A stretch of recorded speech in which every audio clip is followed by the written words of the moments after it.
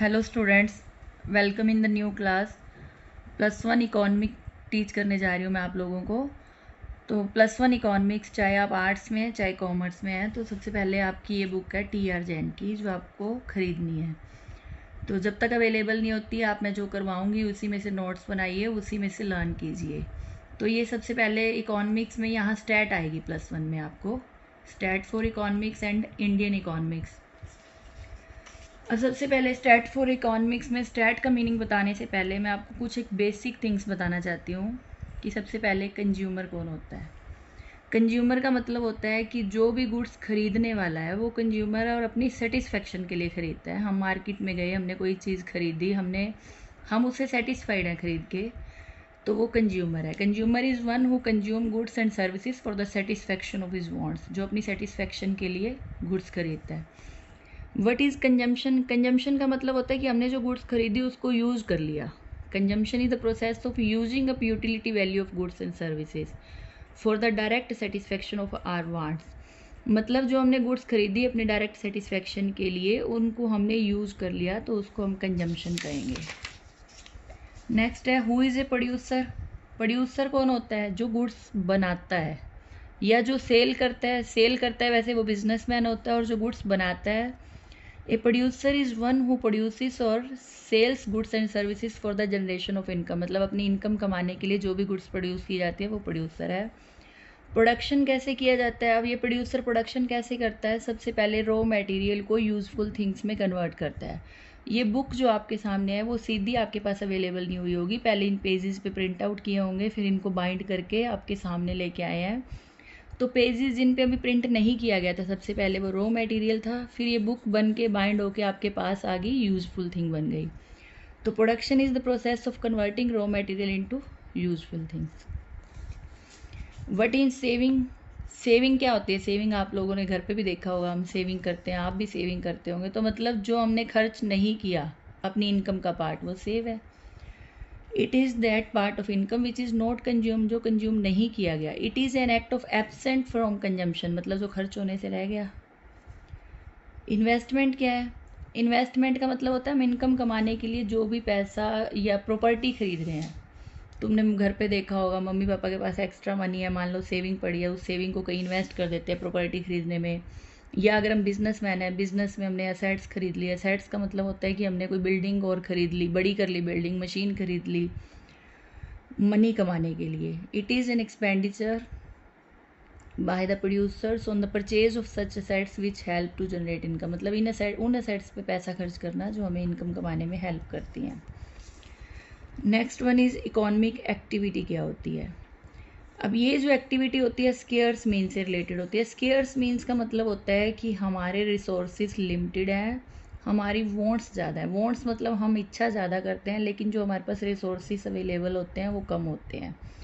चाहे आप दुनिया के सबसे अमीर आदमी हो, तब भी तुम्हारी कुछ ना कुछ इच्छा बाकी रह जाती है। तो ये इकोनॉमिक एक्टिविटी में क्या है? It is an activity which is related to the use of scarce means. Scarce means मतलब जिनकी कमी है। Means are always scarce in relation to our wants. हमारी वांट्स से हमेशा मीन्स कम रहते हैं। And next one is what is economic problem. अभी मैंने पीछे आपको बताया कि रिसोर्सेज स्केयर्स हैं। अब उन स्केयर्स रिसोर्सेज में हमें चॉइस करनी पड़ती है, तो problem of choice is called economic problem. अब इसमें आप एक एग्जांपल ले सकते हो इलेक्ट्रिसिटी का। इलेक्ट्रिसिटी हमारे घर में आती है, उसके हम बहुत सारे यूज़ कर रहे हैं, एसी भी चला रहे हैं, कूलर भी चला रहे हैं, फ़ैन भी, फ्रिज भी, मिक्सी भी, सब चल रहा है। लेकिन अगर यही हमें लगता है कि कट लग रहे हैं, कट क्यों लग रहे हैं? क्योंकि कमी है इलेक्ट्रिसिटी की देश में। तो हमें क्या करना पड़ता है कि प्रॉब्लम ऑफ चॉइस, उसके सही तरीके से चूज़ करना पड़ता है कि इसको कहाँ कहाँ यूज़ किया जाए, क्योंकि हमारे रिसोर्सेज जो है लिमिटेड हैं, उनके अल्टरनेटिव यूज़ है। अल्टरनेटिव यूज़ का मतलब होता है बहुत सारे यूज़ हैं एक चीज़ के। ये तो थी आपकी बेसिक थिंग्स जो आपको पता होना चाहिए। तो उसके बाद सीधा आपको बताना है कि इकोनॉमिक के एक्टिव जो कंपोनेंट्स होते हैं दो होते हैं, एक माइक्रो इकोनॉमी, एक मैक्रो। माइक्रो का मतलब होता है छोटा, सिंगल लेवल की। जब हम प्रॉब्लम की बात करते हैं, जितने भी प्रॉब्लम्स हैं हमारी, जैसे हमारी अकेले एक घर की होगी, एक फर्म की होगी, एक इंडस्ट्री से रिलेटेड जो भी प्रॉब्लम है, उसकी हम प्रॉब्लम की रिलेटेड कोई भी बात करते हैं तो that is called micro economy. लेकिन अगर हम प्रॉब्लम की स्टडी करते हैं एज ए होल, पूरे देश की बात करते हैं, तो that is called macro economy. तो मैक्रो इकॉनमी में हमेशा पूरे देश की बात होती है, माइक्रो में सिंगल पर्सन की बात होती है। और एक बात को हमेशा ध्यान में रखना चाहिए, जो भी मैक्रो इकॉनमी में स्टडी की जाती है वो सोशल वेलफेयर को ध्यान में रखते हुए की जाती है, क्योंकि ये गवर्नमेंट के द्वारा किया जाता है। गवर्नमेंट मान लो मैक्रो इकॉनमी में स्टडी कर रही है कि अनएम्प्लॉयमेंट कितना है पूरे देश में, तो मैक्रो इकॉनमी की बात है। अब नेक्स्ट मेन क्वेश्चन बनता है व्हाट इज़ स्टैट। स्टैट, क्योंकि हम स्टैट की बुक पढ़ रहे हैं तो हमें स्टैट का मीनिंग पता होना चाहिए। तो यहाँ से करना है आपको। स्टैट मीन्स क्वांटिटेटिव इन्फॉर्मेशन और quantification of the fact and findings.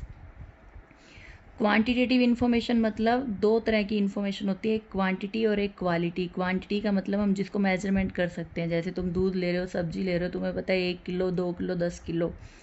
तो क्वांटिटेटिव इसमें हमेशा इन्फॉर्मेशन क्वालिटी की नहीं ली जाती। क्वालिटी मतलब बैड गुड ये सब नहीं लिया जाता, इसमें क्वांटिटी ली जाती है स्टैट में, जिनको हम मेजरमेंट कर सकते हैं। लेकिन अब इस क्वांटिटेटिव इन्फॉर्मेशन को कैसे लिखा जाए, इनके लिए कौन से मेथड और टेक्निक्स हो क्वांटिटेटिव इन्फॉर्मेशन के लिए, ये इन्फॉर्मेशन हमेशा रो होती है। रो का मतलब होता है कि अभी रेडी नहीं है हमारे पास।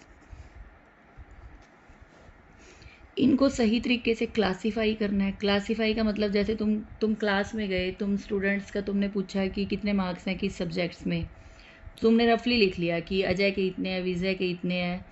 लेकिन अगर हम उसको क्लासीफाई नहीं करेंगे रोल नंबर के अकॉर्डिंग, उनके नाम रोल नंबर लिखेंगे, स्टूडेंट नेम, फादर नेम, उसके बाद कौन से सब्जेक्ट्स में कितने मार्क्स है, तभी वो सिस्टम से समझ आएगा। अदरवाइज़ तो सामने वाले को समझ ही नहीं आएगा, क्योंकि मैंने मान लो तुमसे इन्फॉर्मेशन ली, मुझे ये पता ही ना हो कि अजय कौन है विजय कौन है, तो मैं इस इन्फॉर्मेशन को कैसे सही मान सकती हूँ। तो इसमें क्या होता है, it needs to be classified, tabulate, और it needs to be systematically presented. तो इसको सिस्टम से प्रेजेंट करना पड़ता है।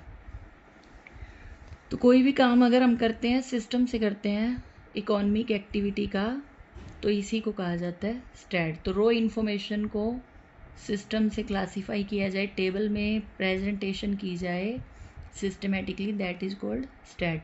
अब स्टैट दो तरह की है, एक प्लूरल सेंस में है, एक सिंगुलर सेंस में है।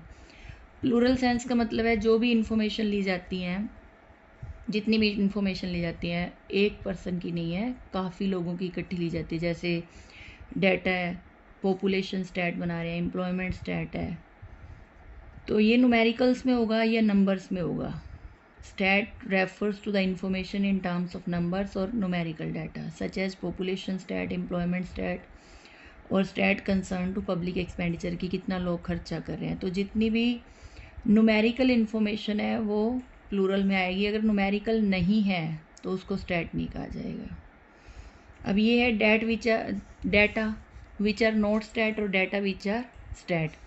ए काऊ हैज़ 4 legs। अब इसका अपने आप में कोई बात बन रही है कि काऊ की 4 legs हैं, तो ये स्टैट नहीं है। लेकिन हम ये कहें कि एवरेज हाइट जो है इंडिया और नेपाल में कंपैरिजन करें, 26 ईयर्स के अबव जितने भी मेल पीपल हैं उनकी 6 फीट है, और अगर नेपाल में 5 फीट है, मतलब कंपैरिजन करना इजी हो तो दैट इज़ कॉल्ड स्टैट। अगर कंपैरिजन नहीं कर पा रहे तो स्टैट नहीं है। कोई भी एग्जांपल ले सकते हो, सेम है। तो आज ये आपको मैंने सिर्फ आपकी बेसिक थिंग्स बताई हैं और इंट्रोडक्शन दिया। आज के लिए इतना ही काफ़ी है, इसको लर्न कर लेना।